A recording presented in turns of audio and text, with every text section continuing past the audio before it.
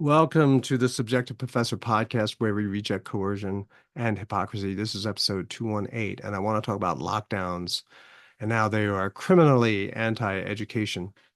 Anyway, this week I was, thinking about things and uh, it, you know, it made me think about how we're still sorting through some of the consequences of the lockdowns, not financial consequences, not, war consequences, but children's education consequences.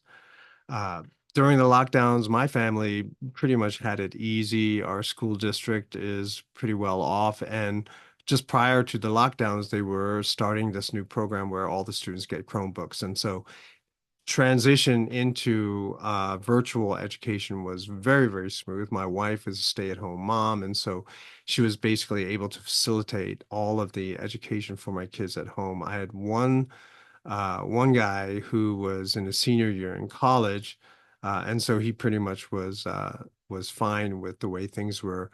Like he managed it, right? But other people, not so much, right? So other people who are in school districts that weren't even thinking about having Chromebooks, they had a lot of difficulty making the transition.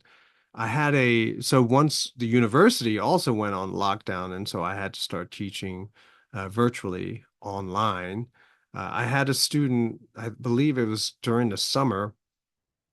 She was a non-traditional student, so she was a single mom, had a full-time job, but also had kids. And we were talking about a lot of issues, and so she just started, letting loose and how she thought that everything that was going on in the city was just absolutely reprehensible, right? So the city schools were not ready to go virtual, and yet they told everyone they had to go virtual. She herself has to drive her children to the school's parking lot, and they had to sit in the car to get the Wi-Fi connection to have get the homework assignments, right? In other words, it was so crazy. She was like, "How am I supposed to go to work?" Right? So the school system structure, the way that it was set up, is that a lot of parents can drop their kids off. It's sort of like daycare, and then they can pick them up after school. But when they went virtual, now parents were tied. They had to basically babysit their kids all of the time. But then when does she work? And she was just, you could tell she was exhausted trying to juggle work and taking care of her kids at the same time, and also taking care of students, her kids' education, which that's what teachers are supposed to do. And so I empathized with her. And I basically explained to her, that this situation arises because of the school monopoly. Right? There is no alternate choice which, you know, would be financially viable for a person like her. And then, so that's one of the students that I had when I was teaching there. But then once we started coming out of the lockdowns and people started to come back to class, I remember the first semester I had where you didn't have to wear a mask anymore. You didn't have to social distance. You can just sort of have your whole class in a small room.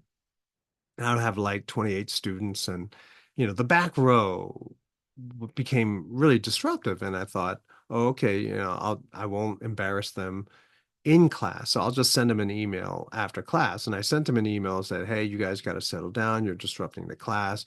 If you continue to do so, I'm not going to count your presence there as being attended because clearly you're not paying attention. So consider this a warning, right?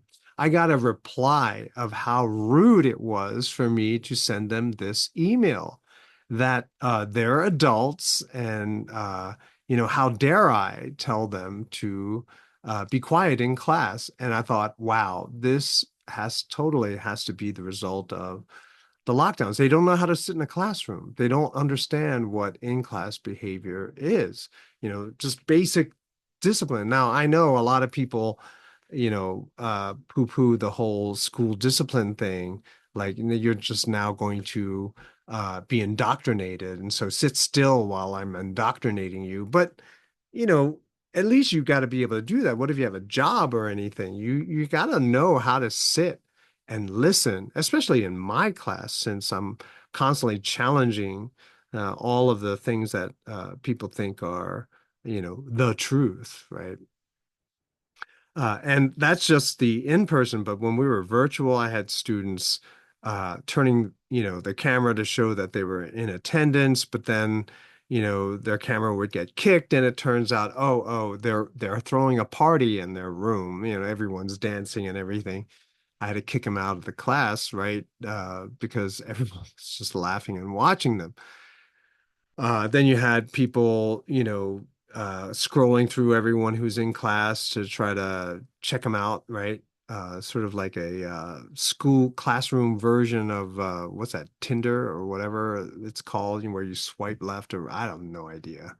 But basically scrolling through and checking out everyone who's in the class. Then you have students, of course, who fall asleep and they're still asleep, even though you try to, but you can't wake them up virtually, right? And so you just have to end class, and they probably wake up a few hours later, wondering what happened. And then you had students, of course, who didn't learn how to read or write properly, and so they just rely on AI for all of their written submissions.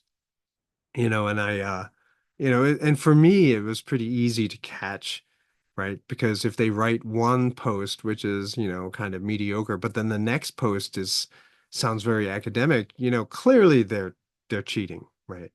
I had this one student who the assignment was write a summary and comment on a couple of the chapters of the book that we were using. And so, this girl submitted these really long essays, right? And I emailed her and I said, "You didn't read the book. And so if you don't, I'll give you one more chance to resubmit. But if you don't do it correctly, I'm going to fail you, right?" And she's like, "What? I read the book. This is from the book." And I said, "I'm the author of that book. Okay. I know that it's not from the book." And it took her a while. I think she wasn't even reading my emails and just basically saying, "What? I read it. I read it." So that was pretty funny. So one benefit, and of course, a lot of other people have talked about this, by having to teach online, parents got to see what their kids were learning at school. This is back at the primary and secondary level. And so the material that the kids were learning, that was revealed. And that's when people started going to war against a lot of the stuff that uh, was popularized by teachers, right? The woke agenda, for example. In contrast to that, a lot of my students told me that because they were stuck at home, they were watching the videos and not using headphones, their parents would walk by and say, "Hey," and just watch it with them, right? And so I had some students telling me that every time I uploaded a new lecture, their parents would come and listen to it with them. I had some students even tell me that now that uh, after listening to my lectures, they understood their parents, and so the relationship with their parents got better. In fact, when my contract was not renewed, and most of you already know that I'm waiting for my arbitration to be held, and so it's still the second year. We're in the second year now. Like it's scheduled for February next year, 2025. And by that time, it'll be 2 years since I found out that my contract will not be renewed. But anyway, uh, so it turns out that one of the parents of the students that I taught is now my new boss, right? So she's the head of school at the school where I'm teaching now. And so basically all of my lectures was, I guess, my job interview. So there's that. I did some research and found that, the city where the university where I used to teach is located, and that I live close by to, um, they lost track of 40% of their students, right? And I'll read this little bit I got from a newspaper from a couple of years ago. It says, as of 2022-2023 school year, the percentage of students, primary, secondary students attending at least 95% of school days is 37.6%. It's a 10-year low. In comparison, 2018, 2019, the last full year before the pandemic, 47.6 of student percent of students attended 95% of school days, right? And then it says, additionally, 36.6% of students were chronically absent, missing at least 10% of school days, while 15.2% missed at least 20% of the school days. And basically, think about it. If you're locked down for 3 years, yeah, there's basically 3 years of three classes of kids that basically never showed up to school, right? Uh, it's insane, right? You have all these illiterate people out there who are now going to do what? Become productive members of society? I don't think so. Also, at the same time, a lot of people, a lot of adults, gave their children their anxiety. My kids didn't learn anxiety because you know, nothing bothers. We had our family get-togethers. We still did everything like we did, like we always did.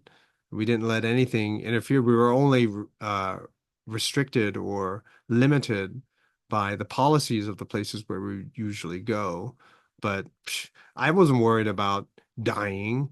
I made my kids go outside, get some vitamin D. I exercised every day, so there's that. The school where I'm teaching now never closed, right? They never closed their doors.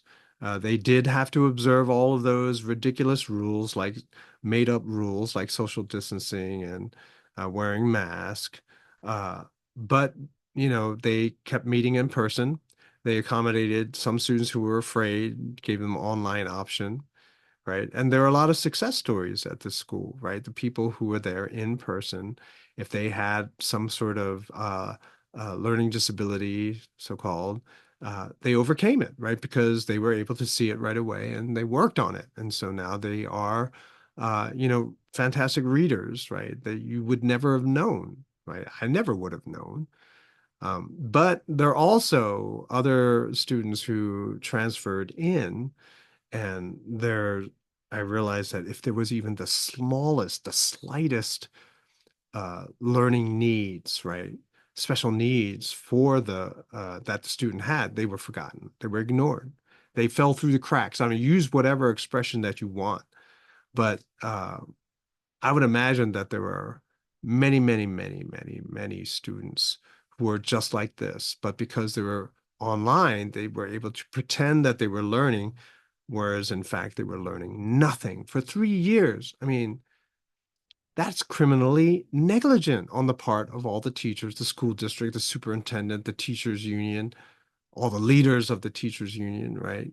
It's criminally negligent. I mean, they're not going to get those years back, right? Kids who are in second grade, third grade, very, very important years when it comes to reading.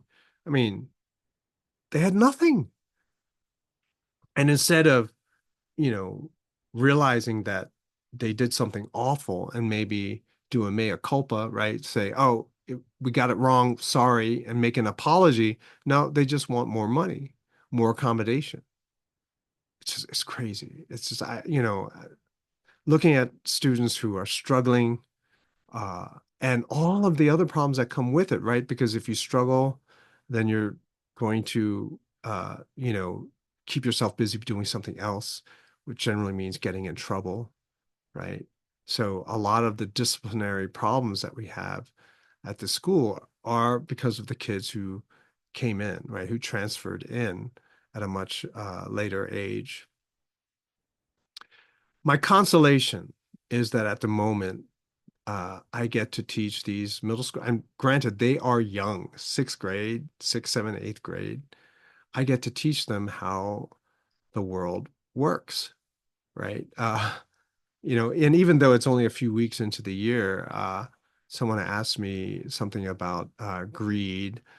And so I basically, and this was my sixth grade class, and I said, well, who steals the most in our society today, right? What group of people steals the most? And they, a bunch of them all at the same time yelled, the government. And it was just such a awesome moment. Right? That just in a couple of weeks, they realized that a lot of the sketchy things that are happening in society today, it's because of government policies. And that through those policies, they're hiding their true intent. They're hiding a lot of evil activity, right? And it gets to sound like a broken record at one point, but then they say, "Oh, you're just saying that because you hate the government so much." And I'm like, "No." And I would explain to them, and they would say, "Oh, that's how it works." And so I get to give them something that other teachers, their previous teacher, from what I hear, would never even think about saying, right? So I get to teach them that. I Last year with the sixth grade, we haven't gotten to that yet, but in the sixth grade class, we talk about Crete. And now Crete, the only thing that it had was a yellow flower. Yet through the yellow flower, making medicine and yellow dye, they were able to trade with other societies and become one of the most prosperous civilizations in that very early period. And so I told them, look, that's how you create prosperity. You don't tax yourself into prosperity. You don't engage in war and steal from other people. That's not how you create prosperity. Prosperity is created by making stuff and then trading with other people. You benefit, they benefit, and there's peace, right? And so when you teach them that, then they look at the war news. Hey, something's not lining up, right? And even though they're really young, they kind of see that something is not right, right? That you can have peace, that you can work out your differences, right? War is not always the answer. Hate is not always going to be the answer. Another thing, in my seventh grade class, or my eighth grade class, we were going through the Civil War, and and every other line, it was saying how the South was so poor that Grant got wind that the Confederates were near Gettysburg because they were looking for shoes, right? Because none of them had shoes. And then later on, it talks about how they lost the war because they were so poor, they didn't have food, or they didn't have clothing, they didn't have transportation, right? Because they were so poor. And this flies in the face of all of that reparation stuff that we hear today, right? So the so-called anti-slavery, anti-racism people, and I made an episode saying how that is now the pro-racist. They're using pro-racist arguments, right? Because they're arguing that slavery created immense prosperity, right? But at the same time, you read these textbooks and you see how poor the South was. So where is all that wealth, you see? And it was kind of cool because I had some of these eighth graders now. I had as seventh graders last year, and they're putting it together, right? And they're realizing, oh, whoa, that doesn't make sense. So there's something wrong with the narrative. And so, we don't, I mention it, and, it's not like this is what we're going to solve this year. No, but to get them to see that if they actively think about the material, they see the contradictions. Like they both can't be true. So something is wrong. And at the very least, it means that we have to examine this a little bit closer.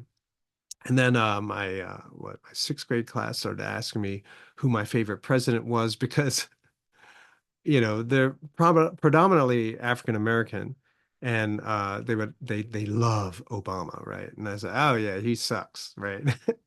Which they all gasped, and they said, okay, well then who's your favorite president? And so that's what got me thinking about, so how do I figure out who my favorite president would be? And that's when I thought about which president, shrank the debt the most, right? Reduced the spending the most. And that would, of course, be Calvin Coolidge. In more modern period, Andrew Jackson, of course, was one who got rid of the debt entirely, but I'll be looking him up at a later date. Anyway, so I get to teach my students how to think critically in the way that they should, to recognize contradiction, to recognize inconsistency, and then challenge, right? And then to say, hey, look, this doesn't work. Why? And to force their teacher, wherever they go in the future, right? Because, the whole system, though, it just rehashes the same information over and over again. So hopefully they'll remember, they may forget about me, the class, everything that I said, but hopefully they still have that ability to use the tool to examine whether something is consistent, to think and consider, is someone, about to pull the wool over my eyes, and maybe have that protection. And it's a small school, very, very small school. But it's kind of cool to see that at least for these people, hopefully they will be able to learn a little bit of something and have some protection as they move ahead in their life. That's it for today. Just some thoughts, a rant, if you will, from uh, that I came up with today. So I hope you have a fantastic weekend. I will talk to you next week.